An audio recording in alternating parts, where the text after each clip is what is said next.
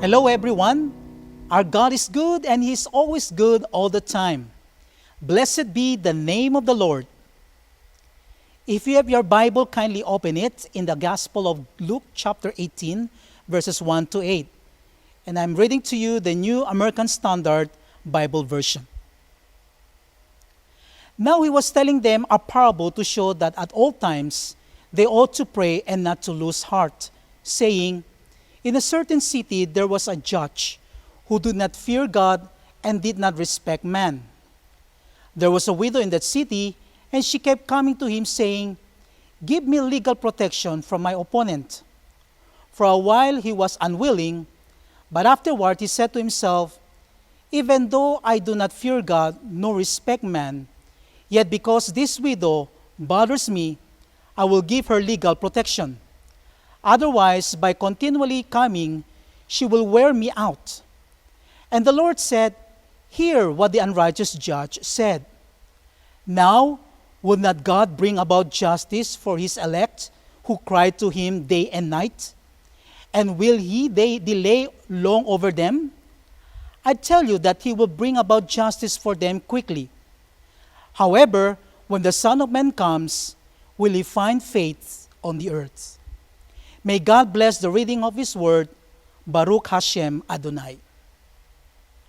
If you are going to read Luke chapter 17, particularly in verses 20 to 37, the Lord is telling there about the reign of His second coming. And in chapter 18, about the parable of prayer. Have we ever felt as we are too tired to pray and complain about the pandemic and why it's not ending, and how we are bored about our individual life? It shows how the second coming of Christ is so near. And many people will turn away from God and love the Word more.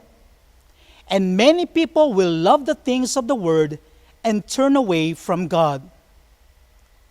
What are the things that the Word is offering to us today?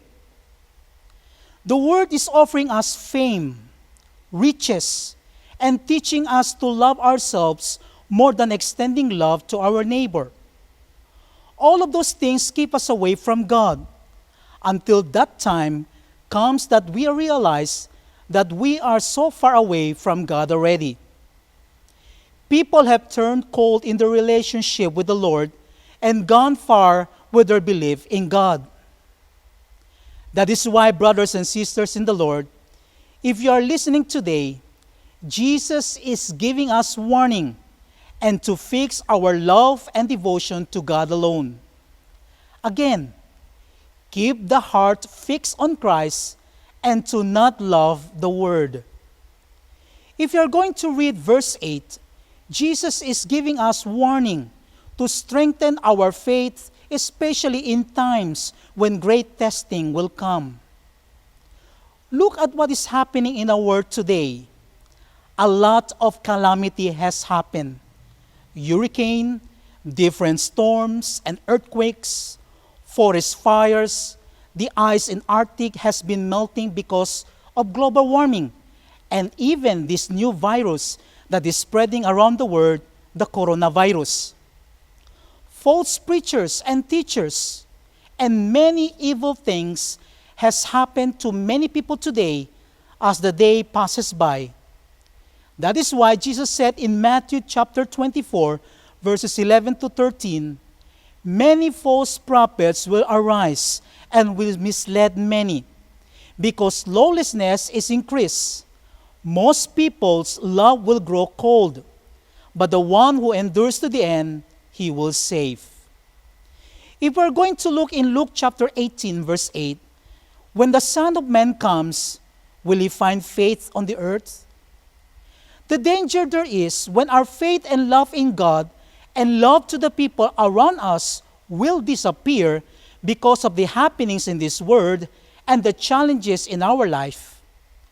The question is, how can we endure?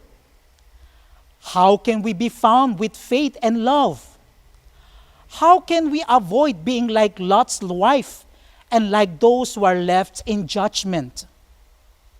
That is why Jesus said through the parable, In Luke chapter 18, verse 1, Jesus Christ said to always pray and never lose heart. Jesus will give the answer to our question on how to endure all of these things, and that is to pray, pray, pray, and to never give up of praying. If we're going to read in Luke chapter 18, verses 2 to 5, it talks about the second coming of Christ. Let us not get offended when Jesus is being compared to a judge who doesn't have justice. Just like what it says in 1 Thessalonians chapter 5, verse 2, "For you yourselves know full well that the day of the Lord will come just like a thief in the night." And we all know that Jesus' second coming will be sudden like the thief in the night. The point of comparison there is not about Jesus coming like a thief, but his coming is sudden and unexpected. So here the point of comparison is not that God is unjust, but that he responds with help to those who cry to him day and night. In verse 7, Jesus draws out the lessons which he intends. Always pray and don't lose heart. If you cry to God day and night, if you always pray and don't lose heart, you will not be left in judgment. You will endure in faith and love, and God will vindicate you when the Son of Man comes. Therefore, always pray and don't give up and even lose heart. That is why today, I'm telling you, brethren, that even when we attend prayer meeting every Wednesday, never be tired of praying.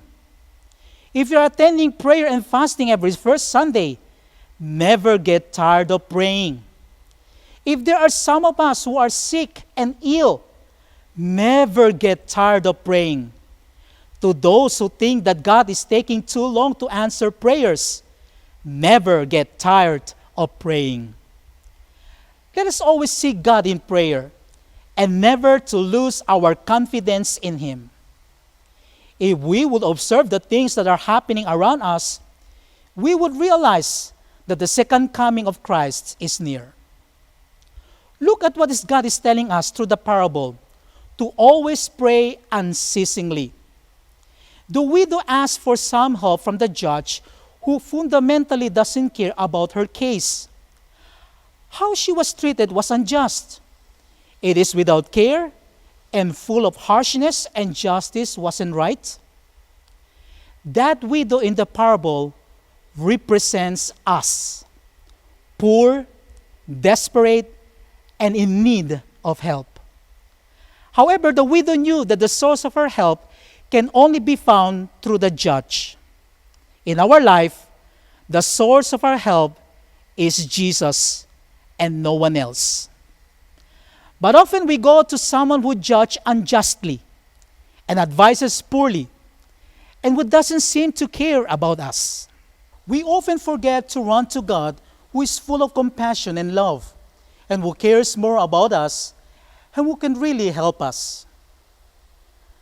I remember the miracle that God did back in August 10, 1991 in my life. It was 8 o'clock in the evening when there was a missions night conducted by the crew and staff of MB Doulos, held in the free port of Zamboanga. And there were so many people from different churches who attended the said concert. When the event started, someone threw a grenade at the backstage, and I was sitting on the front row seat. And I really saw someone threw something, and I did not mind because I thought it was just a stone. But then I realized that it was a bomb because someone shouted from the back, "Bomba!" And there were a group of prayer warriors praying on the backstage, and the impact was too big that my body was thrown on the back part. And I saw God's miracle, for He has given me another life. However, there were 2 missionaries who died that night, Karen from New Zealand and Sophia from Switzerland, who were both 19 years of age, and many more was wounded that night. The second miracle that God did was last August 10, 2005, when I was on my way home from work, when I was still working in one of the sardines company in the city. It was about 6:45 in the evening. While I was riding a jeepney, it was like someone was whispering to me saying that I have to pray. So what I did was I prayed until I arrived at the jeep station of Lower Calarian. And when I passed by the bazaar, a bomb exploded in front of the store near it. I was in shock because of what happened. I was really thanking God because He didn't leave me, and He answered my prayer. What a life. What will happen to our life if we don't have a God whom we can lean on? That is why I encourage you through Psalm 121 verses 3 to 4. It says, He will not allow your foot to slip. He who keeps you will not slumber. Behold, He who keep Israel will neither slumber nor sleep. God doesn't sleep nor slumber. He doesn't get tired in hearing our prayers. Don't ever think that God will abandon us, because He never will. God will never leave us nor forsake us, because we are His children. Let us always be reminded of God's word, to always pray and never lose confidence in God. Again, pray, never lose heart, and never give up. Let's pray. Lord Jesus, thank You for Your great love bestowed upon us. Forgive us for sins committed against You many times. We failed in our devotion to You. We failed to read Your word. We failed to pray. Only when we encounter problems and we are at a loss for answers do we come to You. After You answer and our problem is solved, we again forget You. Lord, help us to be faithful to You and be serious in our faith. Help us to fear the time when You might return like the twinkling of an eye, and we are not ready and be condemned with the word. Lord, we pray for strength every day, strong in our faith, and not to lose hope, and to be prayerful, especially now as we experience the uncertainty regarding this so-called pandemic coronavirus. Lord, bless all our brothers and sisters who are in need of Your protection and provision at this time. Now, may the Lord of peace Himself give you peace at all times and in every way. The Lord be with all of you. God bless and shalom.